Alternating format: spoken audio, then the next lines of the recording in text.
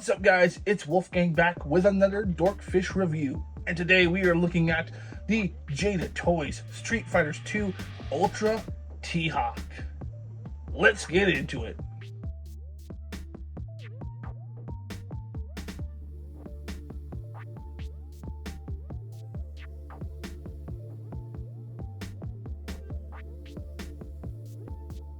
Now, it is important to know that there are 4 versions of Street Fighters 2, and the Ultra version, Final Challengers, like it says on the box, is the version that would introduce T-Hawk, as well as Cammy, Fei Long, DJ, and Akuma as a playable character, right? So, it's important to know that and know the history of this character right quick. He is a character who, his village in Mexico, the Thunderhawk village, was overran and taken over by Shadowlo and M. Bison's people to use the land for their own needs. So his character is all about getting his land back, taking care of his people, and earning the respect and leadership of his people. That's what T-Hawk is all about. And the T does stand for Thunder. He is Thunderhawk. So that being said, that's a quick summary of the character. Now let's get into the figure itself, and we're going to start with the package and then accessories. Alright, as far as the box goes, nothing new to Jada. Really good about making standout packaging. Looks like the arcade, and the backdrop is the backdrop for the character from the game. Nothing crazy on it or different, really.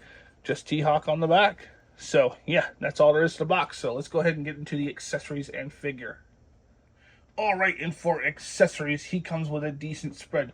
2 sets of hands, 2 heads, the bird, and an interchangeable gauntlet so that the bird can attach to his arm. So he comes with the fist hands and the head you see on him already in package. He also comes with his secondary head here, the angry head, and it looks fantastic. The paint is nice and clean, no fuzziness to it. Sculpt is fantastic. I like the hair whipping up on the front. Looks good. I said the front, I meant on the top. As far as hands goes, he has his flattened hands, and they look great. They're good for his normal stance within the games, and they are sculpted fantastically. Great wash in them to individualize the fingers. Looks fantastic. Now the gauntlet that is on him is solid, and then you have a secondary one, and that secondary one has these 2 pegs. It's only going to go on the right arm, but those 2 pegboards are for his hawk, which have the pegs right there on the feet. And the hawk itself is articulated with the wings on ball joints, and the feet can kick up and down. And that's all there is to it. Fun accessory. I like it. And that's all there is for accessories. Other than that, it's straight up the figure, and he is a monster. He is so big. In the canon, I think T-Hawk is 7'6", I think is what it is. He's huge. The tallest, I believe, of all of the Street Fighter characters. If not the tallest, at least matched to Sagat. So, big boy.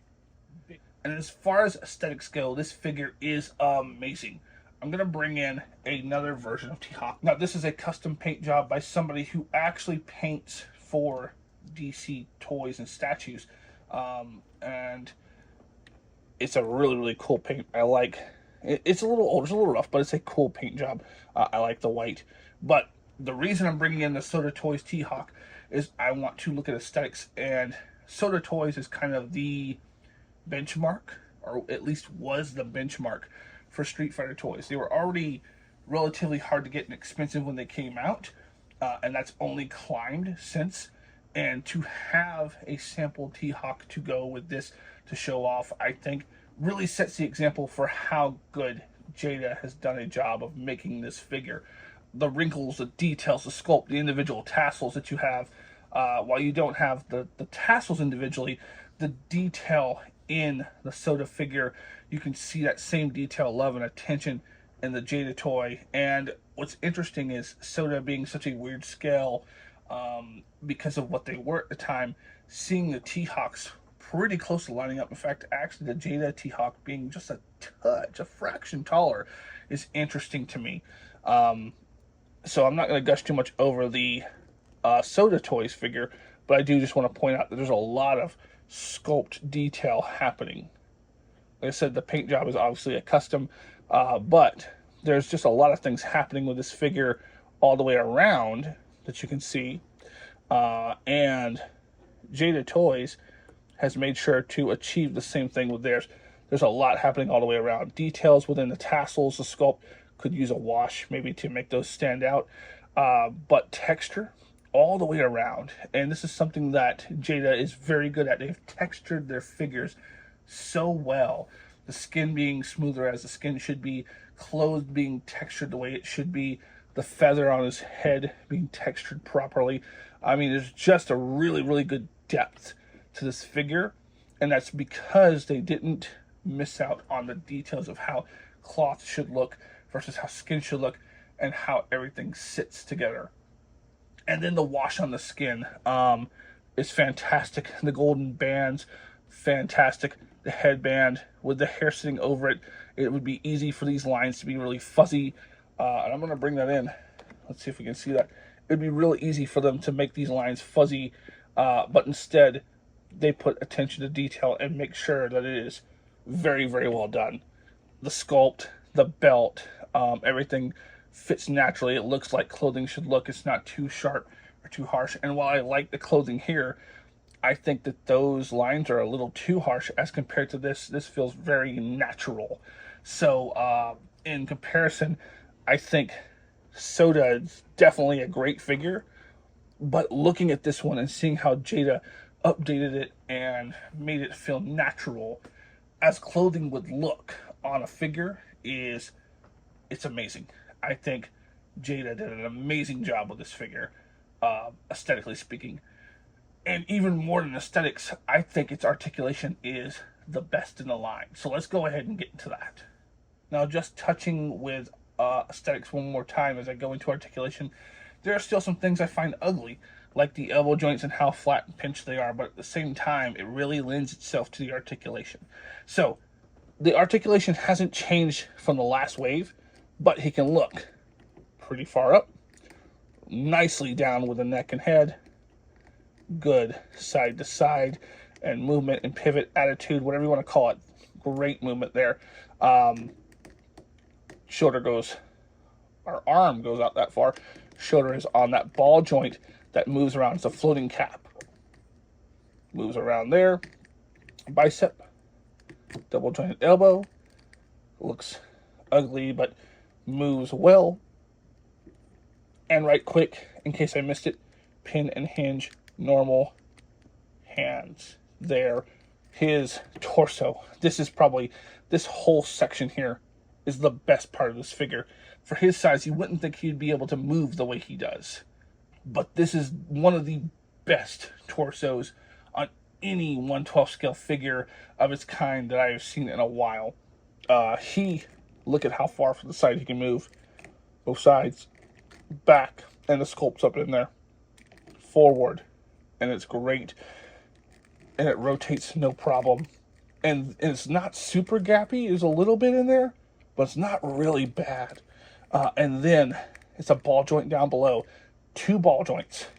When you crunch them together, look at that. When you crunch it back, I mean, Jesus, it's going to move so well. Your side to side is great. And you can turn perfectly at either joint. So you can get some really dynamic poses. Look at that. Look at that dynamic pose. If we move him and pose in like he's going to attack. Let's just look at that. That is, and all the way around, it looks amazing and moves great. This is an example of how every figure's torso should be. Every Marvel Legend, every McFarlane, any figure you think of, this is how a torso should move. This is immaculate. And it's a diaper, it's a rubber crotch piece that can allow you to kick up more than full splits. You can kick out, and look at how high. Look at that. That is awesome. Back a little bit, not a lot. Thigh cut, no problem. Double jointed knees. Of course, you've got your ankle here. cuts down that far. Could push a little more probably with the rubber in that far there. The only thing that's ugly, I hate this toe joint. It looks so ugly. And then look at that. No control, no cap, no catch. I don't like toe joints. Toe joints bother me. It takes away from the aesthetics and it takes away from the articulation. And most toe joints can't do what the toe joint is intended to do, which is hold a figure in a certain position. Every joint is meant to create a position that can be held, and the toe joint would have to hold a bunch of weight, and it's too loose and cut wrong. So I don't like toe joints.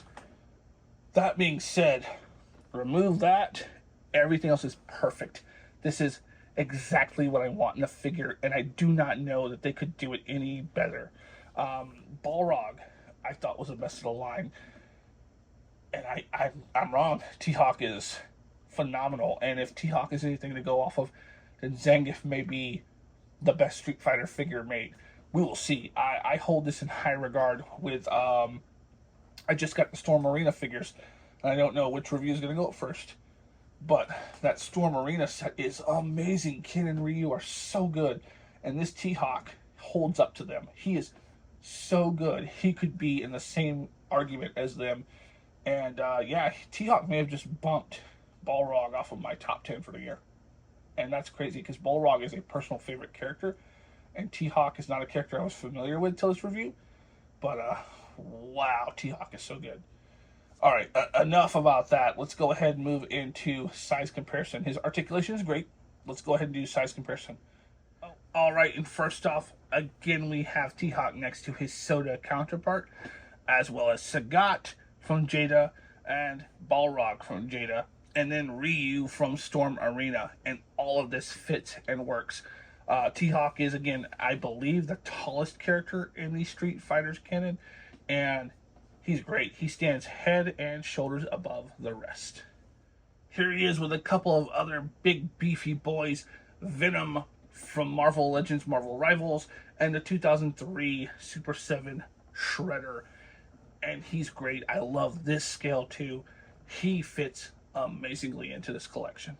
All right, and bringing this review to an end, my God, this figure is amazing. He is so well articulated. Probably the best articulated figure I've put my hands on this year. And that's saying something considering I've touched Mondo, Hasbro, Figure Obscura. Man, there's so many different lines and figures I've touched, and this figure, in comparison as articulation goes, may be the best. It may be so far the best figure I've touched all year articulation wise. Look at him. Look at the way he's posed here. He looks fluent and amazing. He looks great. Nothing's unnatural. He's so good. I cannot suggest him enough. I highly, highly suggest you pick him up while you can, because I think he's going to be the standout figure of the line. I'm looking forward to Zangief. And if this is a indicator for how things are going to look with Jada's Alpha 3 series, then those figures are going to be amazing then. So looking forward to them. That being said, I'm going to bring this review to an end. Thank you so much for watching. Please like, share, comment down below your favorite Jada Toys figure or favorite Street Fighters character, and I will catch you in the next one. Wolfgang's out. Later, guys.